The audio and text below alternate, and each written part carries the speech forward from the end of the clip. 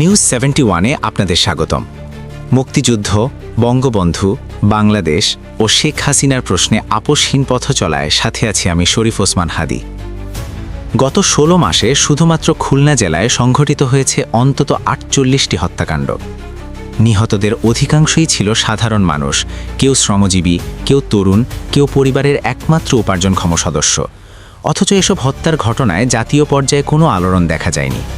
গণমাধ্যমে সীমিত খবর, সামাজিক মাধ্যমে ক্ষণস্থায়ী আলোচনা, এর বাইরে রাষ্ট্রীয় বা জাতীয় পর্যায়ের কোনো গভীর প্রতিক্রিয়া চোখে পড়েনি।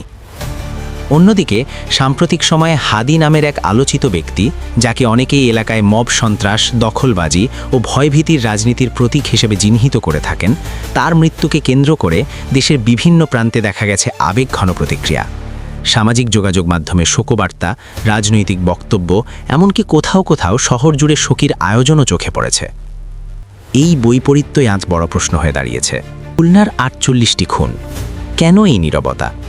খুলনায় সংঘটিত এসব হত্যাকাণ্ডের অনেকগুলোই ছিল পরিকল্পিত, প্রকাশ্যে এবং নৃশংস। পরিবারগুলো আজও ন্যায় বিচারের অপেক্ষায়।